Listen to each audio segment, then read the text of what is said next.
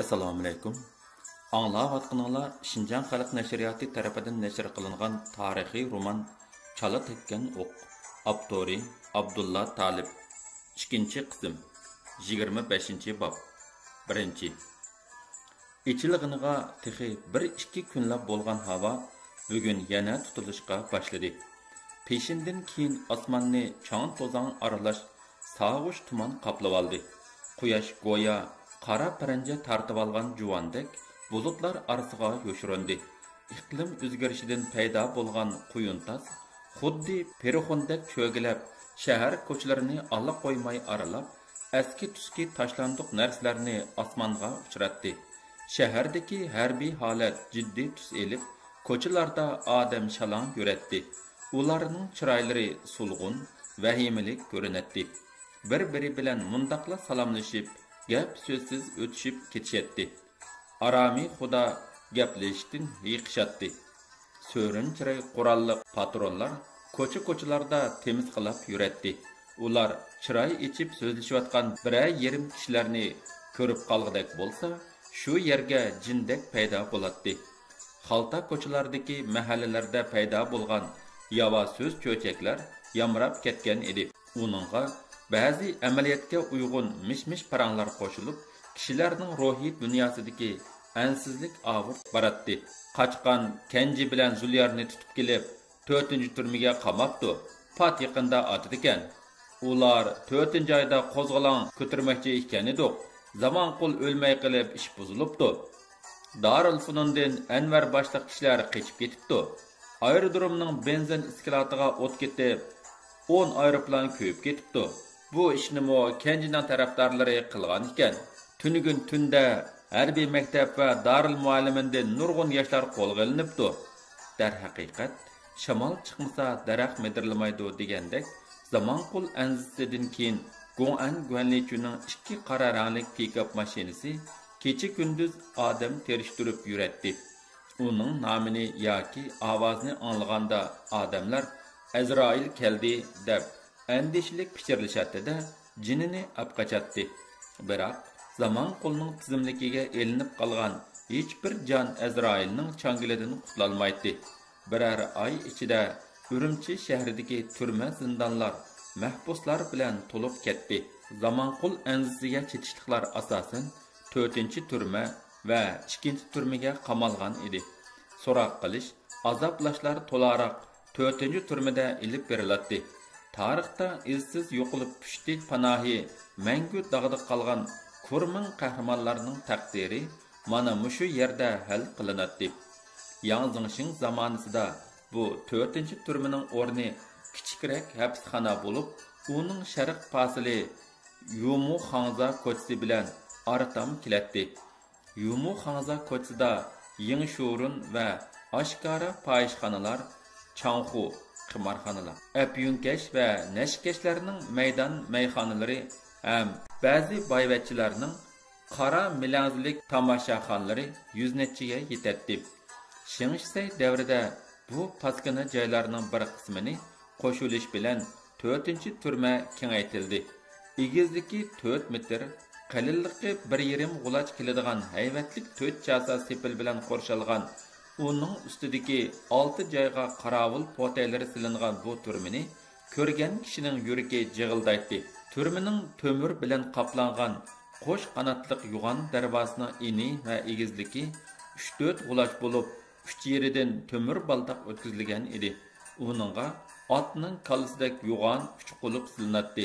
Bu qulublar faqat mashina kirsa chiqsa ichiladi. Odamlarning qatnashi uchun darvozaning yon tarafidan kichik eshik qo'yilgan edi. Darvozni kech-kunduz qurolliq qo'sh qarovul saqlaydi. Bu yerni kishilar ma'ni qilib qora darvoza debla atishadi. Demisimu, qora darvoza ichida hukmronlik suri bilan kun o'tkazadigan maxluqlarning dili qora edi.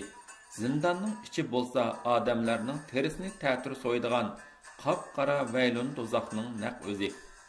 Yosh talant egisi Javlani qatorliq hisobsiz munavvar o'g'lonlarni mana mushu fani do'zax yutib ketgan edi. Endi bo'lsa Kenjidek vijdonliq nurg'un yigitlarning taqdirimu mushu yerda bir taraf bo'lish oldida turadi. Türmening uylari bir qancha guruhlarga bo'linadi. Yoshurun kamir, qarang'u kamir, yolg'iz kishilik kamir, ozoda mahbus, mahbuslar tamoqxonasi, jazo qurollari iskalati qatorliqlar. Qatmuqat chambar siletilgan kamir ishigining ustida yejir qacha patqida kichikkina to'shik bo'lib, mahbuslarga ana shu kamardan tamoq beriladi. Har qaysi kamirlarning bulung tarafiga tarat tungi qo'yilgan. Mahbuslar faqat kunduzla biror qitim fang tarat sundirish uchun ochiqchilikqa elib chiqiladi. Ozoda mahbuslardan boshqa mahbuslarning hammasiga degidek ig'ir ishkal silingan bo'lib, putlarini aranla so'rayalaydi. Baş javobgar Kenji, Zuliyar qatorliqlar yolg'iz kishilik kamir va yoshurun kamirlarga solandi. Yoshlar tashkilotining g'olliq unsurlaridan Hilal 5-nomerlik zindonga tashlandi. Bu yerda bir qancha millatga mansub mahbuslar band edi. Ularning biri Yapon, biri Kord, biri Hanzu, ikkisi Uyg'ur, hamda Tojikdan Hilal qo'shilib, mahbuslarning milliy tarkibini texmu bitdi. Hilal o'zidan burun bu kamirda yetayotgan peshqadam mahbuslarning tarjimali bilan tanishishga boshladi. Bu mahbuslarning hammasi degidek Şengsayning turli tuhmatlari bilan qamalganlar ekan. Yapon bilan Kord atidan kechgacha kitob bilan haplashib kun o'tkazadi.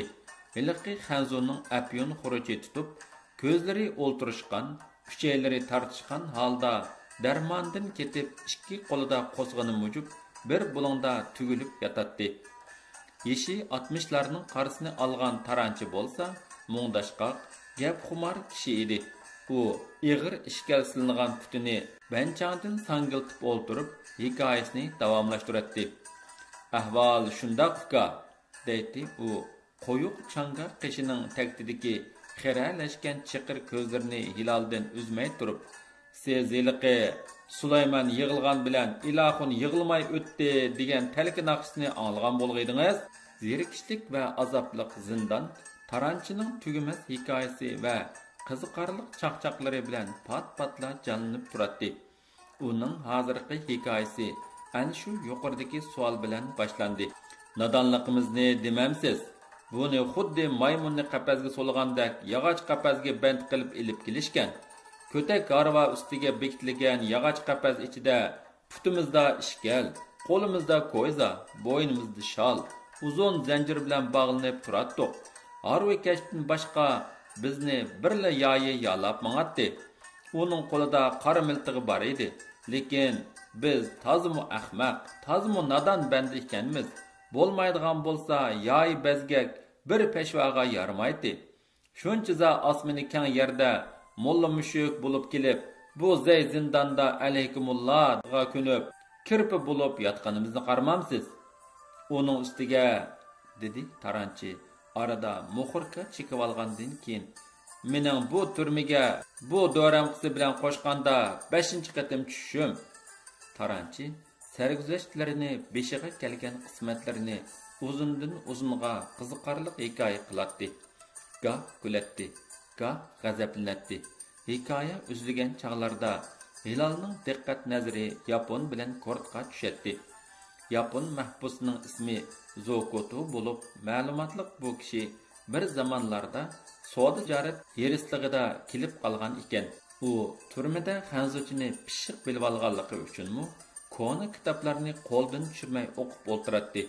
Bu kitoblar Xannoma, Tangnoma, tarixiy xotiralar, Qizil ravaqtga tushish, 3 podshohlik to'g'risida, Xuanzangning tarjimali va G'arbga sayohat xotiralari qatorliq mashhur asarlar orqali Hun va Uyg'urlarga doir savodlarni xili pishiq bilgan shaxs edi. Biroq mushu doirada uningga kamir ichida suhbatlash bo'laligidek biror Uyg'ur mahbusdoshning bo'lmaganligidan afsuslanadi. U yana tokning tilini puxta biladigan texnik montyur edi. Turmaning toki uzilgan hamon turma doiralari uni ilib chiqib ketadi-da, bilimining yuzidan tala tuziga chiqishga, obdan ozoqlanishga muvaffaq bo'ladi.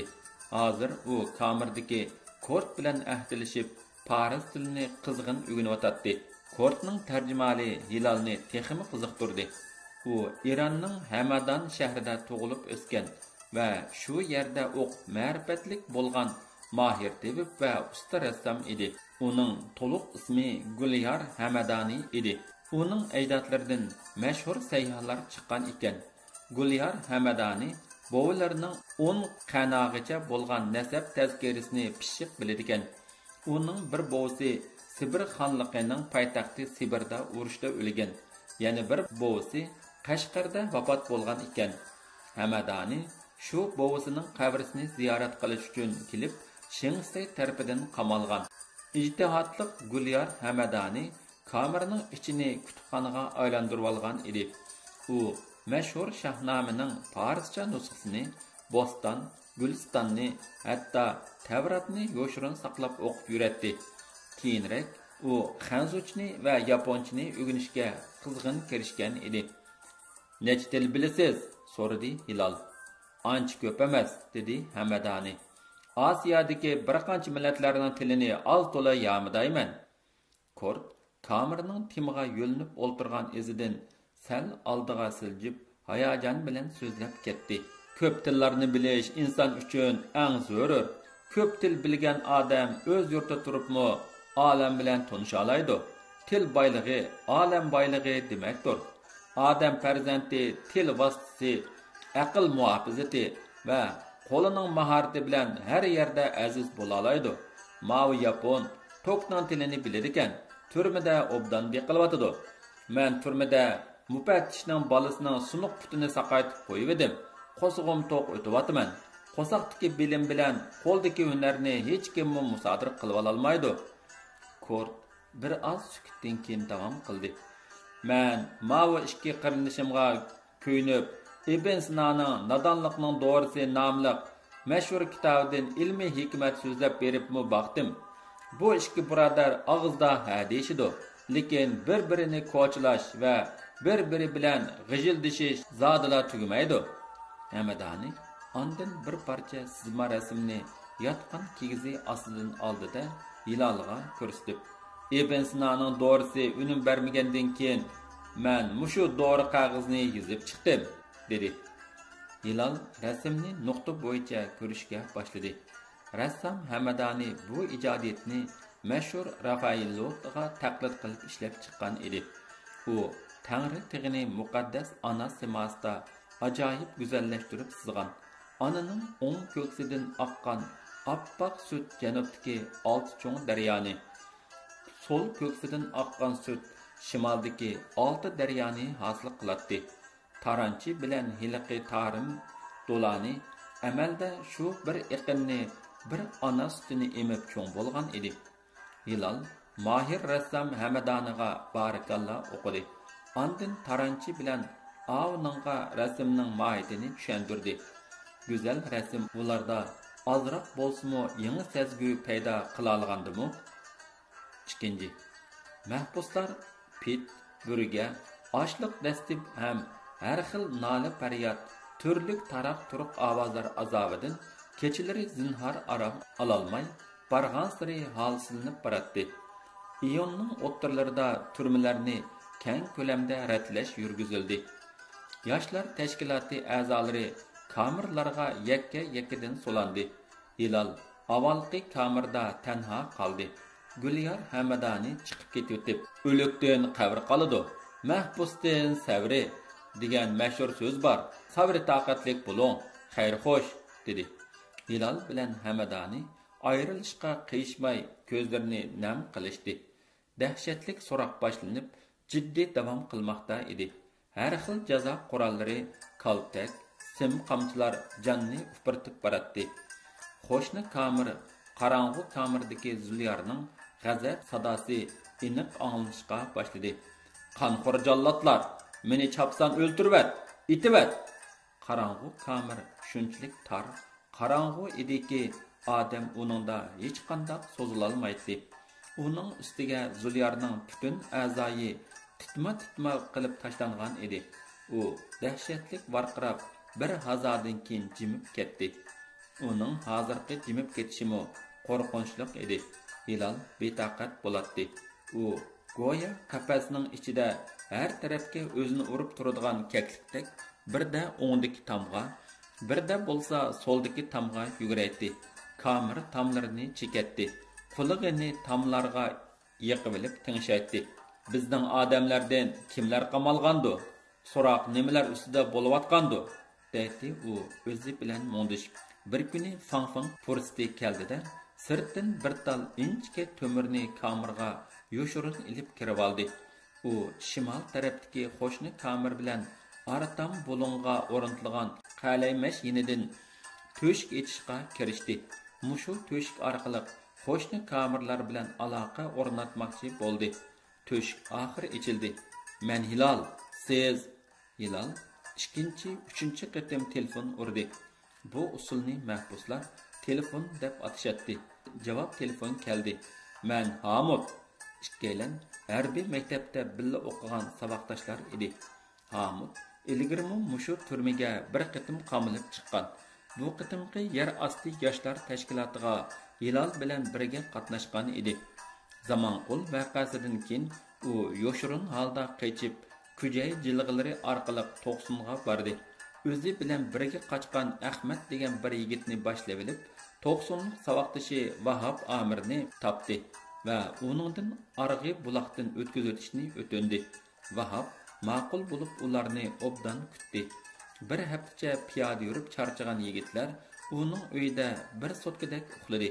Ular g'aflat uyqusidan amdila uyg'onib turishiga ilmak burun, kak soqol, diqmoq gardan mahalla bojini kirib keldida jiddiy holda "Uyqunlar qanğandı, saqchi mahkamasiga berib tizimtib kelayli" dedi. Sahibxon sukut qilib turdi. Mehmonlar bojangning oldiga kirib mandi. Saqchi mahkamasida ularni ko'zi bilan ishgal kutib turgan edi. Shunda qilib bular mushu 4-turmaga yetkazib berildi. Hamidning neri tarafidagi kamerlarda yoshlar tashkilotining g'olliq a'zolaridan Qosim, Qurban, Rahim qatorliqlarning mo yetayotganligi bilindi. Lekin Kenjining taqdiri texi ma'lum emas edi. Hilal va boshqa yoshlar uning haqida uchur anglashga taqozo bo'ladi. Fang fursatidan foydalanib, Yo'lbos ismli bir mahbus Kenjining ahvolidan xabar yetkazdi. Yo'lbosmu 6-yigitlar qatoridan edi. U qurol bilan oltin tog'laridan qochganda tutulib qolgan va yaqing'ichilik Kenji bilan 2-turmada bir kamerda yotgan. Hilal uningdan Kenji to'g'risidagi fojialik xabarni anglab, qayg'u hasrat ichida yotadi. 3. Urumchi tarixida dahshatlikda otiga chiqqan 2-turma Dashimin ko'chasining g'arbidagi xalt ko'chida bo'lib, u 4-turmaga 1,5 chaqirimcha keladi. U shunchalik tor, zay, sisiq, qorong'u va shunchalik qo'rqinchli ediki, kitobxonlarimizga uning oqibatlarini qalam bilan tasviriy tafsilot qilib, tal-to'kis tushuntirib ketish asla mumkin emas. Uni planlagan Xan Sisajang va yasab turgan Shaniyoz ustamlarmi dal o'zlari yasagan mushu turmada o'lgan. Uning ichida 72 xil qiynash usuli ishlatiladi.